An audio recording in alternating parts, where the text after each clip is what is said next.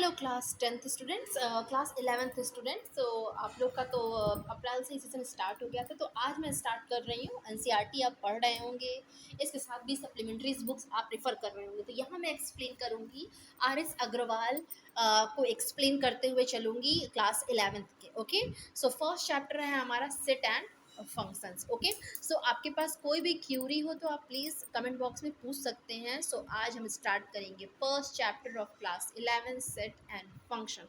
Okay, so now ये तो class 10th में था नहीं, सो this is the first chapter of first chapter, also new chapter for class 11। सो हमारा सबसे पहले इंट्रोडक्शन पार्ट को हम डिस्कस करते हैं। तो इंट्रोडक्शन पार्ट को हम आर.एस. अग्रवाल से थोड़ा सा पहले मैं आपको बता दूं कि जो कॉन्सेप्ट है इसका, the concept of set serves as a fundamental part of a present day mathematics. इसका जो कॉन्सेप्ट है वो फंडामेंटली जो है वो आजकल के मैथमेटिक्स में बहुत ज़्यादा यूज़ होने वाला टर्म्स है। कॉन्सेप्ट जो इसका है ऑलमोस्ट हर एक मैथमेटिक्स के हर एक ब्रांच में इस समय यूज़ हो रहा है, चाहे वो ज्योमेट्री हो, चाहे वो रिलेशन एंड फंक्शन है। आप जब रिलेशन एंड फंक्शन करेंगे तो वहाँ भी सेट्स का यूज़ हो रहा है मोस्ट ऑफ ज्योमेट्री में, प्रोबेबिलिटी में। मतलब सेट है, सेट मतलब क्या होगा, collection of object. So set का यूज़ मैथमेटिक्स के हर एक ब्रांच में हो रहा है। Okay, the theory of sets was developed by ये जो थ्योरी है इसकी वो डेवलप किया था जर्मन मैथमेटिशियन जॉर्ज कैंटोर ने। जॉर्ज जॉर्ज कैंटोर थे जर्मन मैथमेटिशियन थे, जिन्होंने 1845 और से के बीच में जो है इन्होंने इस सेट थ्योरी का इन्होंने डेवलप किया था। He first encounter set while working as a problem on a trigonometric series. So जब ट्रिग्नोमेट्री की वो क्वेश्चन को सॉल्व कर रहे थे उस समय उन्होंने सेट का जो प्रॉब्लम है, सेट की जो प्रॉब्लम है वो ट्रिग्नोमेट्री में वर्क कर रही थी। तो उन्होंने सबसे पहले जर्मन मैथमेटिक्स जॉर्ज कैंटोर ने इसको डेवलप किया था। ओके, तो अब इसके बाद ये कहाँ से हिस्ट्री तो हम लोग जान लिए कि ये हर एक कहाँ यूज़ होता है, तो हर एक ब्रांच में यूज़ होता है मैथमेटिक्स के, और उसको जर्मन मैथमेटिशियन जॉर्ज कैंटोर ने दिया था। ओके, एंड फर्स्टली उन्होंने जो सेट का जो वर्क्स हैं उनको किस में यूज़ किया था, ट्रिग्नोमेट्री में। अब हम इंट्रोडक्शन पार्ट करते हैं।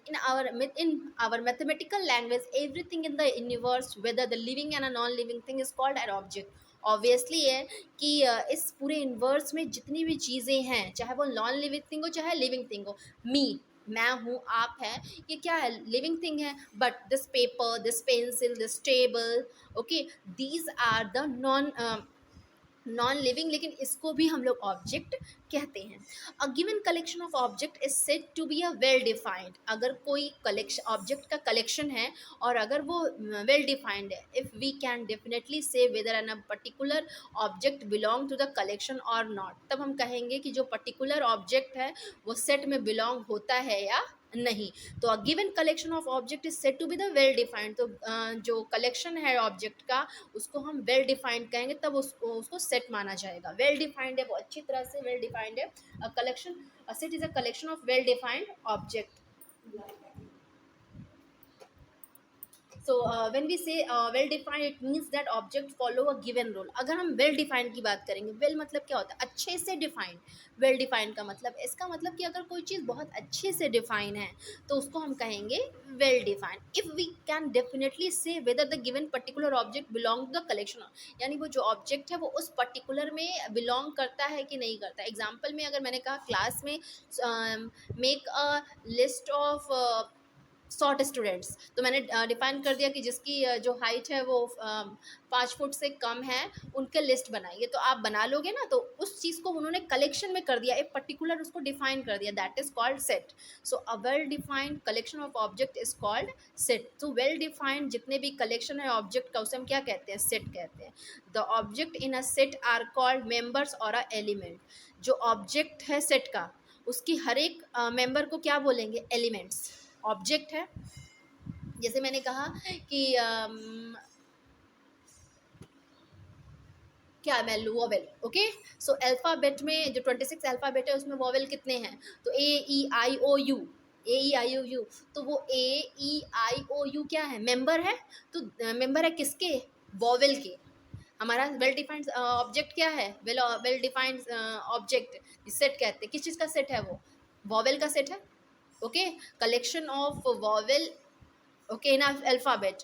तो वो कलेक्शन ऑफ अल्फ़ाबेट है जो वॉवेल है। तो अगर वो वॉवेल है तो उसमें ए ई आई ओ यू क्या है, उसका हमारा क्या है, वो मेंबर है। और इसको हम लोग क्या बोलते हैं, एलिमेंट। इसका मतलब ए भी किस में बिलोंग करता है, वॉवेल है, ई भी वॉवेल है, आई भी वॉवेल है, ओ भी वॉवेल है और यू भी वॉवेल है। Next, so we denote the capital letter A B C X Y Z. तो ध्यान से देखिए, सेट को हम लोग, जो सेट है उसको हम लोग कैपिटल लेटर से कहते हैं और जो एलिमेंट है उसको स्मॉल लेटर से कहते हैं। If A is a element of A, अगर ए जो है वो सेट ऑफ वॉवेल है, अगर ए जो है वो सेट ऑफ वॉवेल है तो हम ए को क्या कहेंगे, कैपिटल लेटर से। और ए क्या है, सेट ऑफ मेंबर है किसका, इस सेट का। तो ए है तो स्मॉल से बोलेंगे। याद रखिएगा, किसी भी सेट को हम लोग कैपिटल लेटर से डिफाइन करते हैं और उस सेट के मेंबर को यानी एलिमेंट को हम लोग स्मॉल लेटर से डिफाइन करते हैं। Which means that A belong to A. इसका मतलब है कि ए किसको बिलोंग करता है, ए, मैं अपनी फैमिली को बिलोंग करती हूँ, आप अपनी फैमिली को बिलोंग करते हैं। Okay, chair is belong to the non living object. उसी तरह ए जो है, ए क्या है, एलिमेंट है, इसीलिए स्मॉल लेटर। और किसको बिलोंग करता है, वो ए से बिलोंग हो रहा है, ए से बिलोंग हो रहा है। और that A is an element of A, क्योंकि ए किसका एलिमेंट है, ए का एलिमेंट है। If A doesn't belong to A, अगर ए, अगर मैंने कहा कि कॉन्सोनेंट, सेट ऑफ कॉन्सोनेंट और ए दे दिया, तो ए तो कॉन्सोनेंट में तो होगा नहीं, वो तो वॉवेल है। तो इसका मतलब ए डज नॉट बिलोंग, तो ये बिलोंग का साइन होता है। ओके, सो बिलोंग को जब कट कर देंगे तो doesn't belong to. Okay, next कुछ एग्जाम्पल ले लेते हैं। The collection of all vowel in the English alphabet is the set containing 5 element, namely A, E, I, O, U। जैसे मैं भी मैंने आपको एक्सप्लेन करके बताया कि द कलेक्शन ऑफ वॉवेल, जो वॉवेल का क्या है, कलेक्शन है, वेल डिफाइंड है, इसके वेल डिफाइंड है। अगर मेरे लिए वेल डिफाइंड का मतलब क्या होता है, जो चीज़ मेरे लिए सही है वो यूनिवर्सल ट्रुथ है। अगर मैंने, मेरे लिए vowel A E I O you है तो आपके लिए भी vowel A E I O you ही है। ये ऐसा नहीं है कि मेरे लिए कुछ और है, आपके लिए कुछ और है। बहुत अच्छे समझिए सेट होता क्या है। सेट है जिसको वेल डिफाइंड करे, वो सबके लिए वेल डिफाइंड हो। अगर मैंने कहा कि क्लास 10th में शॉर्ट स्टूडेंट्स की लिस्ट बनाइए, तो आप कहीं आपको पूछना पड़ेगा कि क्या स्टैंडर्ड रखूं, ताकि मैम से पूछे कि मैम आप क्या स्टैंडर्ड रखूं। नहीं तो शॉर्ट स्टूडेंट अगर, तो आपसे भी कह दिया जाएगा, मॉनिटर से कह दिया जाएगा, दूसरे बच्चे से कह दिया जाएगा, टीचर से कह दिया जाएगा। तो टीचर अपना क्राइटेरिया 5 फीट रखेंगी, हो सकता है आप 5.3 रखें। ओके, कोई जो है वो 4.5 रखे फिट। ओके, तो सबके लिए शॉर्ट स्टूडेंट्स का जो दिमाग में है वो अलग अलग होगा ना। कोई लंबा पर्सन होगा तो उसे लगेगा कि नहीं, मुझसे हर एक इंसान शॉर्ट होगा। अगर कोई जिसकी हाइट थोड़ी शॉर्ट है तो उसके लिए शॉर्ट का डेफिनेशन कुछ और होगा। तो हर एक इंसान के लिए अगर डेफिनेशन किसी भी चीज़ की अलग हो तो वो वेल डिफाइंड नहीं होगा। ए ई आई यू यू वॉवेल है, ये यूनिवर्सल है, ये सबके लिए है, चाहे वो मेरे लिए, आपके लिए, किसी और के लिए, आपके टीचर के लिए, प्रिंसिपल के लिए, नेबर के लिए, सबके लिए vowel A E I O you है। इसीलिए इसे क्या कहेंगे, कलेक्शन ऑफ वॉवेल। ओके, इसको देखिए, ये एलिमेंट है तो इसको हम लोग स्मॉल लेटर से कह रहे हैं। The collection of even natural number less than 10। तो इवन नेचुरल नंबर, इवन तो 2 4 6 जो 2 के टेबल से काटते हैं, लेकिन उन्होंने कहा 10 से कम। तो 10 से कम 2 4 6 8 ही होगा ना, 2 4 6 8 ही होगा। ये मेरे लिए भी 2 4 6 8 ही होगा और आपके लिए भी 2 4 6 8 ही होगा। Next, we denote the set of all natural number, all integers, all rational number and all real number by. देखिए, सेट, सेट का मतलब कैपिटल लेटर, और नेचुरल नंबर को कैपिटल एन से, इंटीजर को जेड, कैपिटल जेड से, rational number को capital Q से और रियल नंबर को कैपिटल आर से डिनोट करेंगे। Okay, the collection of all beautiful girls of India is not a set. जो कलेक्शन ऑफ ब्यूटीफुल गर्ल हैं वो India is not a set, वो सेट नहीं है। हर एक इंसान के लिए ब्यूटीफुल की डेफिनेशन अलग है। किसी के लिए फीचर्स मायने रखते हैं, किसी के लिए कलर मायने रखता है, किसी के लिए बॉडी मायने रखता है, सॉरी, किसी के लिए कुछ मायने रखता है। ब्यूटीफुल की डेफिनेशन हर इंसान के लिए अलग अलग होती है। किसी की आंखें अच्छी हैं तो उसको लगेगा कि नहीं, इसकी आंखें बहुत अच्छी है, हर आईज इज सो ब्यूटीफुल, हर फिजिक इज सब सो ब्यूटीफुल। सो मेरे लिए ब्यूटीफुल की डेफिनेशन अलग हो सकती है, आपके लिए ब्यूटीफुल की डेफिनेशन अलग हो सकती है। तो हर एक इंसान के लिए, हर एक पर्सन के लिए the definition of beautiful girls is different.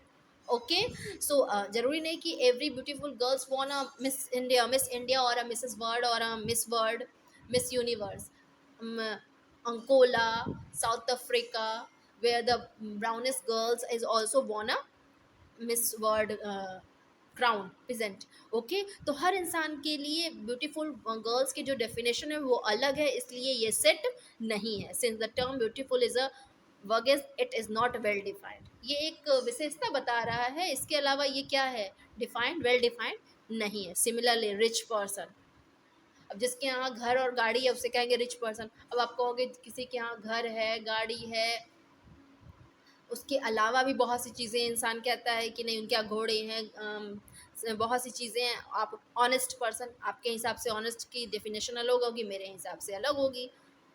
Good player, may be मेरे लिए जो गुड प्लेयर है वो आपके लिए गुड प्लेयर ना हो। अगर मुझे विराट पसंद है तो आपको कोई और पसंद हो सकता है। ओके, सो हर इंसान की फेवरेटिज्म जो है वो गुड प्लेयर की डेफिनेशन अलग होगी। ओल्ड पीपल, ओल्ड पीपल, आप किसी को देख के नहीं बता सकते कि ये ओल्ड है कि नहीं। बहुत से ऐसे लोग होते हैं कि अपने अर्लीज 45 में, 50s में वो ओल्ड लगने लगते हो, तो आप उनको दादी या नानी कहने लगो, but another person who physically fit, you never say him और हर ओल्ड पीपल। तो ओल्ड पीपल की डेफिनेशन भी आपके और मेरे बिल्कुल अलग है।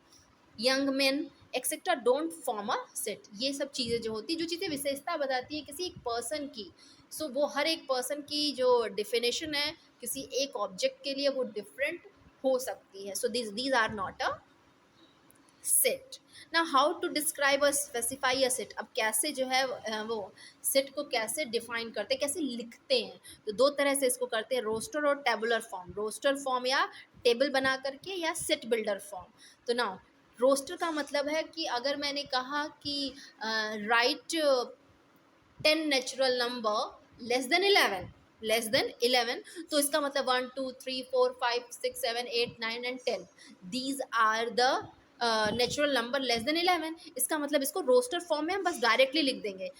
इन a roster form we list all member of a set within a brace and separated them by comma. तो हम अगर मैंने कहा नेचुरल नंबर लिखा, मैंने नेचुरल नंबर के लिए लेस देन 11, तो 1 2 3 4 5 6 7 8 9 एंड 10, लेस देन 11 हो गया ना। इस ब्रेस के अंदर हम कॉमा लगा लगा करके सबको लिख देते हैं।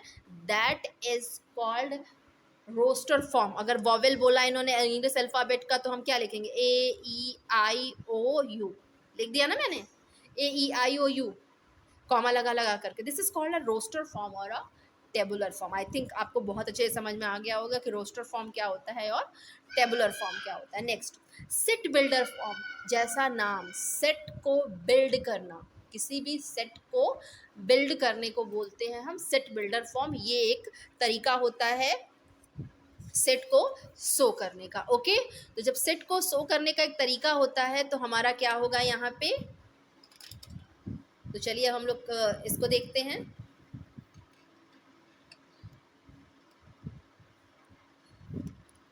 Okay, so now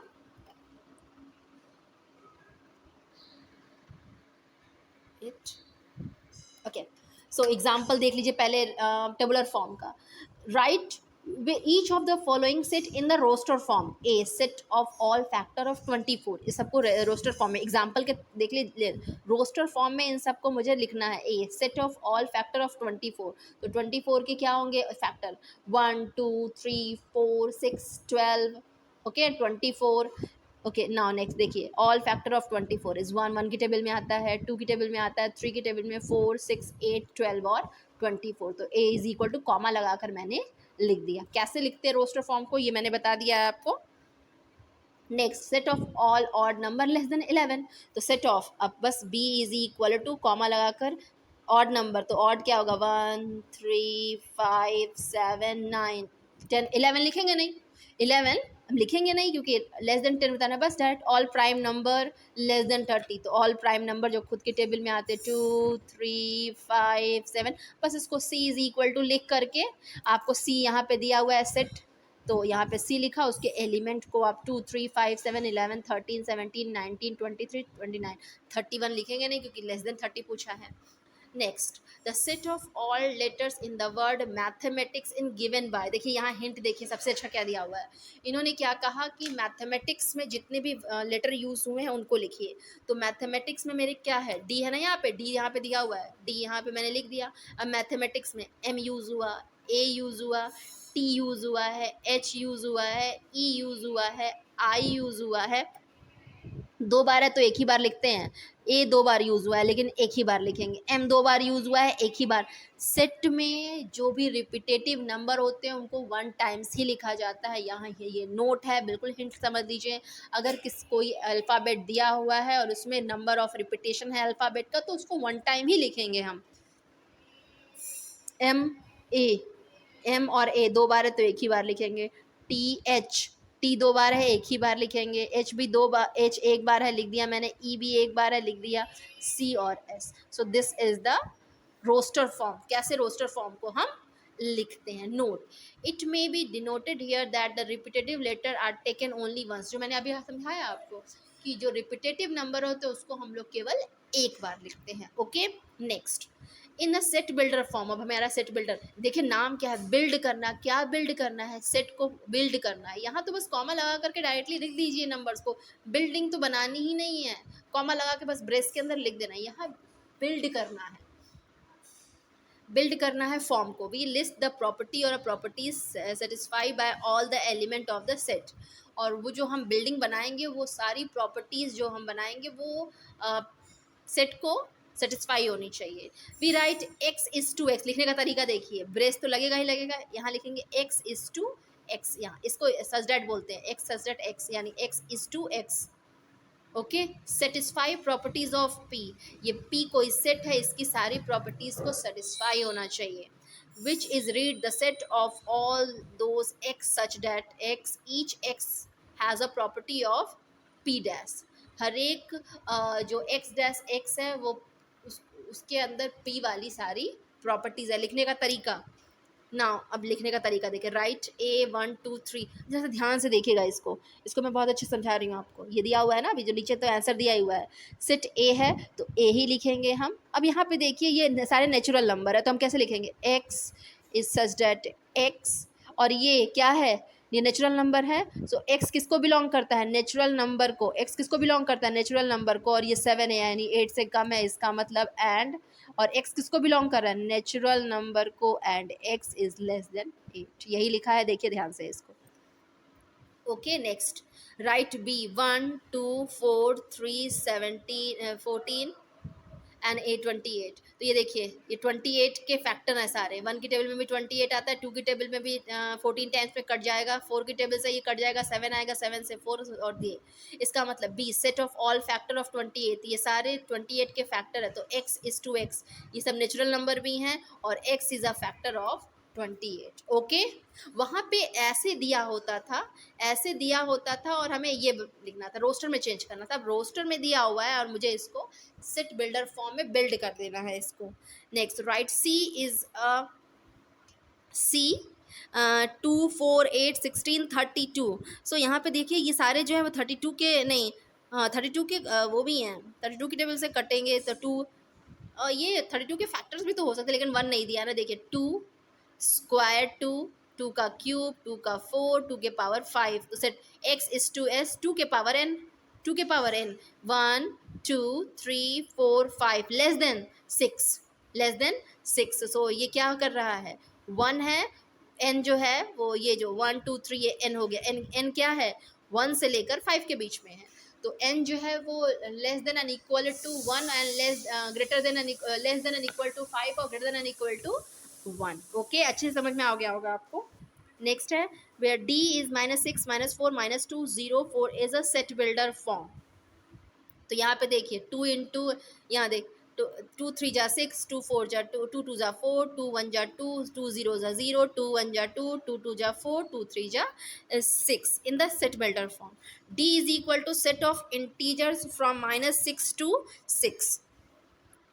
Set of even integers from -6 to 6. Thus in the set builder form we write it as x is to x is equal to 2n, x such that x is equal to 2n, where n belongs to z and -3 is greater than or equal to n and n is greater than or equal to 3. Okay, so set of even integers from -6 to 6. Thus in the set builder form we write it as x is equal to 2n और n जो है वो यहाँ पे क्या है -3 होगा तभी तो -6 आएगा ना, तो -3 से बड़ा या बराबर होगा और 3 से बड़ा या छोटा होगा. ओके, सो सेट बिल्डर फॉर्म में आपको देखना पड़ेगा कि कहाँ से कहाँ तक हम इसको लिख सकते हैं. ओके, तो ये हमारा हो गया सेट बिल्डर फॉर्म है. रोस्टर फॉर्म को अच्छे से डिफाइन देख लीजिएगा.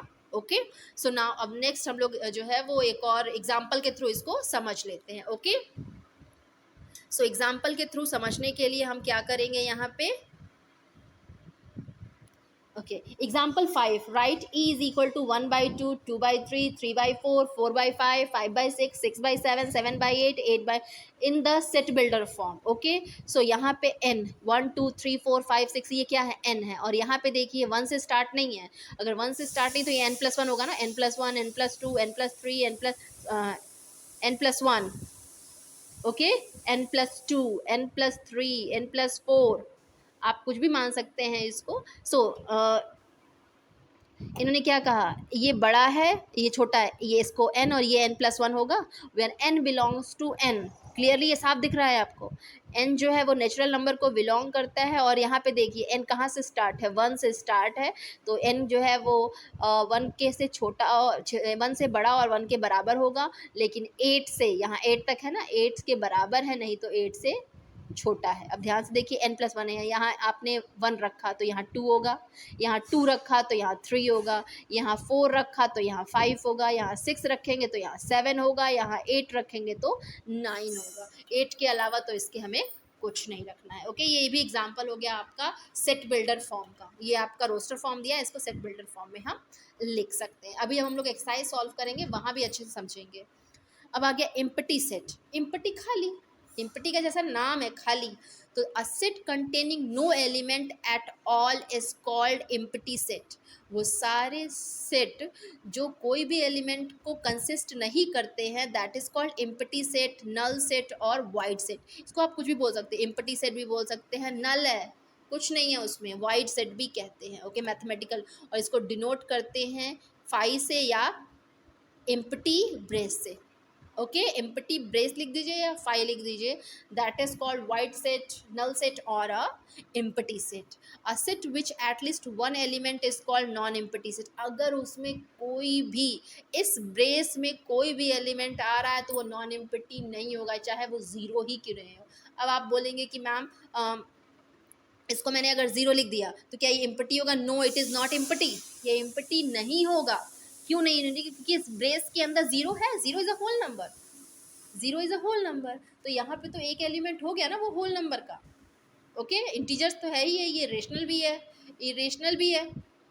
Okay, it is a real number, it is rational number not irrational, real number है ये. तो इसका मतलब उस ब्रेस में खाली होना चाहिए और या तो 5. So some example of the empty set given below. n belongs to n, x belongs to n, and x किसको बिलोंग करता है, नेचुरल नंबर को. और x किसके किसके बीच में आ रहा है, 2 और 3 के बीच में. 2 से बड़ा और 3 से छोटा, तो ऐसा कोई नंबर है नेचुरल नंबर. इंटीजर तो हो सकता है, रेशनल भी हो सकते हैं, इंटीजर नहीं हो सकता. रेशनल नंबर तो होगा, रेशनल नंबर हो ही नहीं सकता, क्योंकि 2/4 हो सकता है इसके बीच में आ जाए. तो 2/2, 5/2, 5/2 इज 2.5. तो 2 और 3 के बीच में कोई नेचुरल नंबर होता है, कोई नहीं होता, क्योंकि 2 के तो जस्ट बाद 3, तो 5 हो गया ये. Okay, x is a number और x is not equal to x. ऐसा कोई नंबर है जो x के बराबर नहीं होगा. 2 के बराबर होगा, 3 के बराबर होगा. इन्होंने कहा x is not equal to x. ऐसा तो पॉसिबल ही नहीं है, x तो हमेशा x के बराबर होगा. ओके, तो ये भी 5 हो गया। X belong to real number यानी rational number, x square is equal to -1। तो यहाँ ध्यान से देखिए, हमने पढ़ा है ये एक्स है तो ये -1 होता है और ये आई होता है इमेजनरी नंबर, और इमेजनरी नंबर कभी भी रियल नहीं होता है, तो ये क्या होगा 5। एक्स स्क्वायर, अगर ये +1 होता तो मान लेते, -1 और +1 आ जाता, लेकिन ये -1 है। माइनस वन हमेशा किसी भी स्क्वायर का -1 जो होगा, -1 -2, दीज आर इमेजनरी नंबर। ये अगर इमेजनरी है इसका मतलब ये रियल नहीं है। Next, x square is equal to 9, तो -3 और +3 आएगा ना, तो एक्स इज इवन नंबर नहीं, x square is equal to 9, तो एक्स के कौन कौन से फैक्टर होंगे, 3 और -3, +3 और -3। अब ये तो ये ऑड नंबर है, इन्होंने क्या कहा, वो क्या इवन इंटीजर होगा, नहीं। ओके, सिंगलटन सेट, सिंगल जैसा नाम है, सिंगलटन सेट, ऐसा सेट जिसमें केवल सिंगल एलिमेंट होता है, केवल एक एलिमेंट होता है, that is called singleton set. A set containing exactly one element is called a singleton set. वो सारे सेट जिसमें केवल एक एलिमेंट होता है उसे कहते हैं सिंगलटन सेट, जिसमें केवल एक एलिमेंट होता है, that is called singleton set. A set consisting exactly one element, अगर कोई सेट केवल एक एलिमेंट कंसिस्ट करता है तो that is called singleton set. Some examples of a singleton sets are given below. कुछ सिंगलटन सेट के एग्जांपल हैं, कौन कौन से। Zero is a singleton set whose only element is zero. जो ब्रेस है उसमें ज़ीरो है, तो ज़ीरो क्या है, सिंगल एलिमेंट है, नाम जैसा वैसा काम। Is whose only element is zero. X belong to z, x में क्या बिलोंग करता है, जेड बिलोंग, एक्स जो है वो जेड को बिलोंग करता है, and x plus 4 is equal to 0। तो एक्स माइनस यहाँ होगा ना, एक्स इधर जाएगा तो -4 और वो जेड, केवल -4 ही तो होगा, एक्स के कितने वैल्यू होंगे 1, तो सिंगलटन है, हाँ ठीक है। अब यहाँ देखिए, एक्स स्क्वायर -1, 9 उधर गया, तो ये +3 और एक -3, no it is not a singleton set. दो होंगे ना इसमें, एक -3 और एक +3, तो no it is not a singleton set, लिखा it is not a singleton set. Okay, अब आते हैं फाइनाइट और इनफाइनाइट। ऑब्वियसली है, अगर मैंने कंडीशन लगा दी write the natural number less than 10, तो 1 से लेकर 9 तक होगा, लेकिन अगर मैंने कहा राइट द नेचुरल नंबर, तो इनफाइनाइट होंगे। तो फाइनाइट मतलब वो सारे नंबर जिसमें फाइनाइट टर्म्स होते हैं, that is called a finite set, और जिसमें इनफाइनाइट नंबर्स होते हैं, that is called a infinite set. An empty set और a non empty set in which, empty set हो चाहे वो नॉन एम्प्टी सेट हो, in which process of counting of elements surely comes to be end is called a finite set।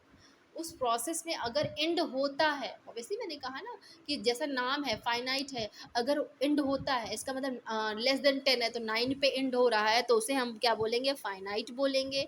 A set which is not finite is called a infinite, और जिसमें finite नहीं होगा वो infinite होगा। Next, the number of distinct element contained in a finite set A is denoted by Na। The number of distinct element contained in finite set A, contained in finite set A is denoted by Na। The number of distinct element, the number of distinct elements contained in a finite set, जो number of distinct element है, जो number of अगर distinct element है, अलग अलग तरह के number हैं, और इन अ फाइनाइट सेट, और वो कैसा सेट है, फाइनाइट है, is denoted by n A. वो किससे डिनोट होगा, एन ए से डिनोटेड होगा, number of set. Okay, example of finite set 2 4 6 8 12। देखिए यहाँ फोर स्टॉप लग गया, एंड हो रहा है, डॉट डॉट डॉट लगता तो ये क्या है, इनफाइनाइट है, सॉरी फाइनाइट है, जिसमें कितने एलिमेंट है, 6 एलिमेंट है।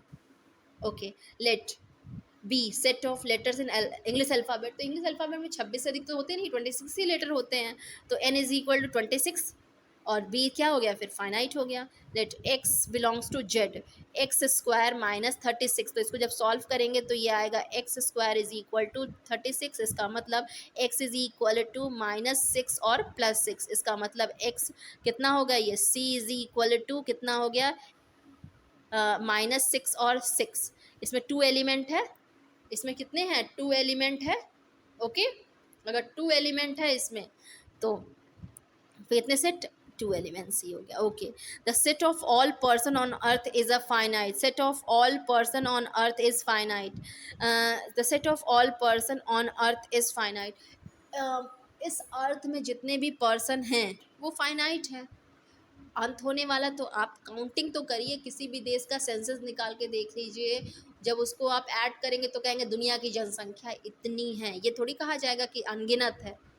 वो भी डिफाइन है, हर कंट्री के, हर स्टेट के, हर सिटीज़ के सेंसस होते हैं, और उस सेंसस को काउंट करके बताया जाता है कि इस डिस्ट्रिक्ट में, इस सिटी में, इस स्टेट में, इस कंट्री में और वर्ल्ड में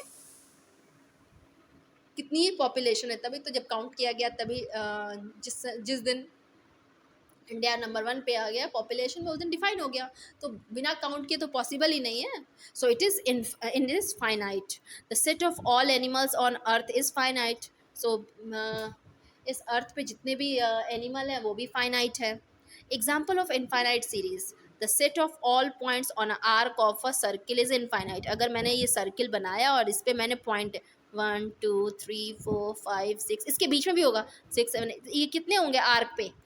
इनफाइनाइट होंगे, क्योंकि आप ये नहीं कह सकते ना एक मैंने यहाँ लगाया इसके बाद लगाया, इसके बीच में भी तो हो सकता है एक कोई।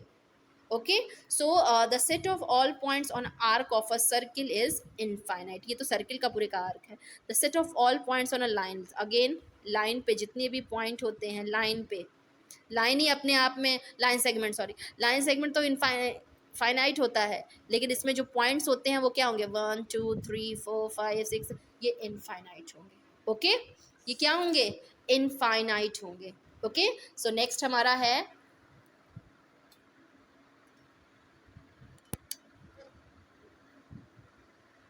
तो हम लोग करेंगे इसको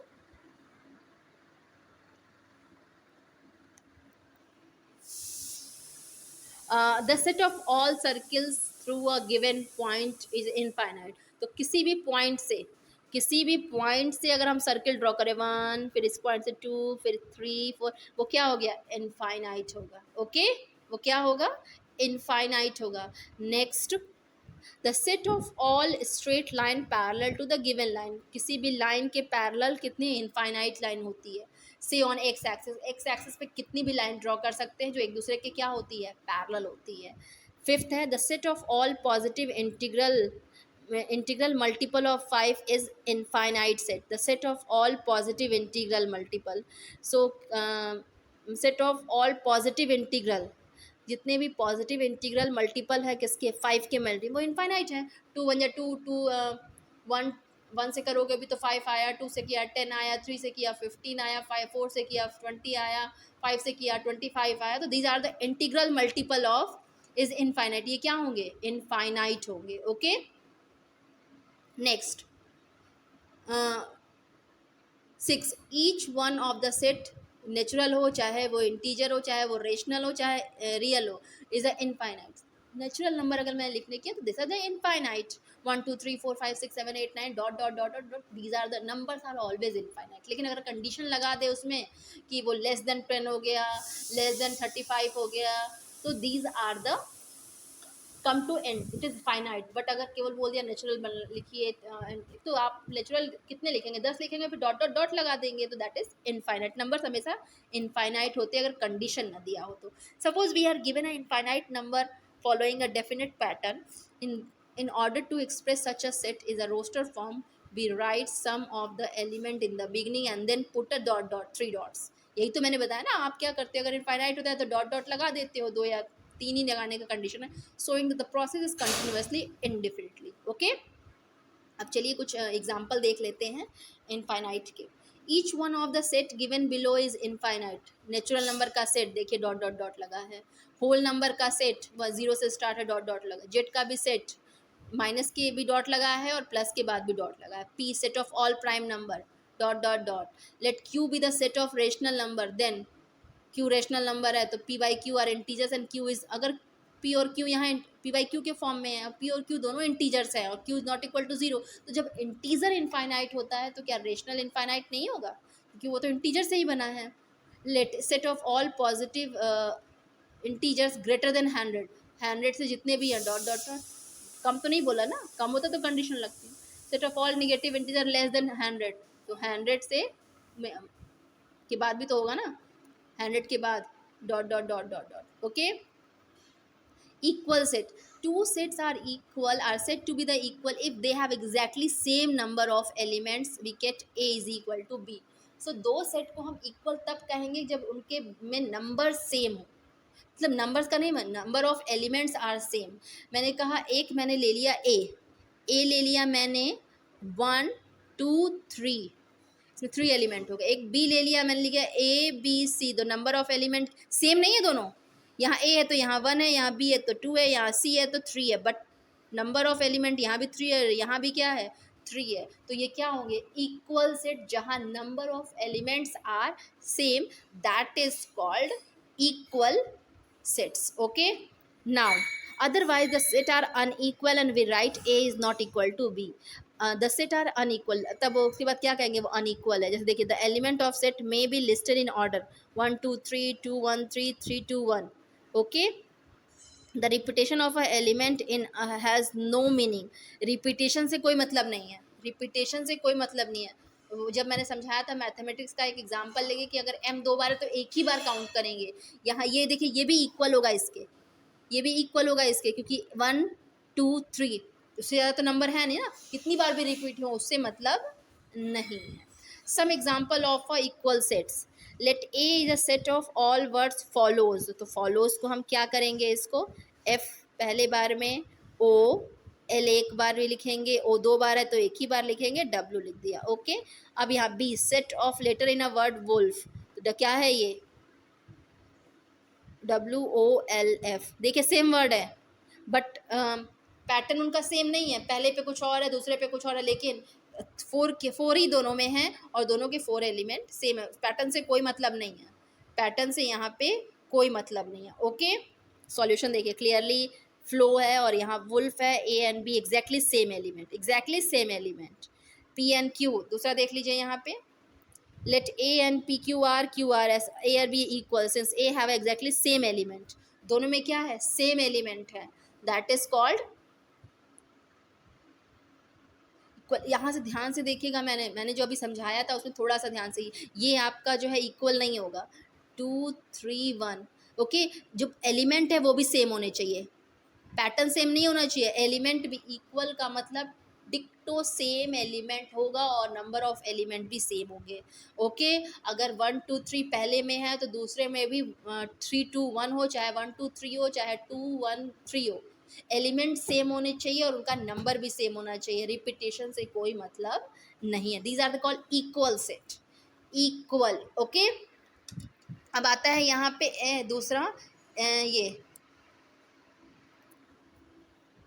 सो that 5 0 and 0 are all different, ये सारे डिफरेंट है, 5 में कोई भी एलिमेंट नहीं होता है, 0 में सिंगल्टन है, 0 all are different. We know that 5 is a set of no element, 0 is a set of 1 element, 0 is a number not a set, 0 एक नंबर है सेट नहीं है। So this are not a equal equivalent set. ध्यान रखिएगा equal और equivalent में क्या difference है। इक्वल का मतलब सब कुछ इक्वल है, अगर मैंने 2 लाइन ड्रॉ की और दोनों लाइन इक्वल है तो दोनों 3 सेंटीमीटर और 3 सेंटीमीटर। इक्वेलेंट का मतलब मैंने 2 लाइन ड्रॉ की और मैंने पूछा कि दोनों इक्वल है, तो आप बिना नापे बोलेंगे दिखने में एक जैसे हैं। ओके, ज़रूरी नहीं कि वो सेम ही हो, इक्वेलेंट लग रहे हैं। सो देखिए यहाँ पे two finite set A and B set to be the equivalent if NA is equal to, केवल नंबर ऑफ एलिमेंट सेम होने चाहिए, यहाँ अगर 3 है तो यहाँ भी 3 होगा, ज़रूरी नहीं यहाँ 1 2 3 भी हो सकता है, यहाँ ABC भी हो सकता है। नंबर ऑफ एलिमेंट सेम होने चाहिए, एलिमेंट सेम नहीं होना चाहिए, नंबर ऑफ एलिमेंट सेम होने चाहिए लेकिन एलिमेंट सेम नहीं होना चाहिए। एग्जाम्पल देख लीजिए A 1 2 3 B 2 4 6, दोनों सेम नहीं है, 1 है 3 है 5 है, बट यहाँ 1 3 5 नहीं अलग है, बट नंबर ऑफ एलिमेंट्स क्या है 3 है और ये भी 3 है, तो ये इक्विवेलेंट हो गया। Equal set are always equivalent, equal set हमेशा इक्विवेलेंट होगा, लेकिन इक्विवेलेंट इक्वल नहीं होगा क्योंकि इक्वल में एलिमेंट भी सेम होने चाहिए।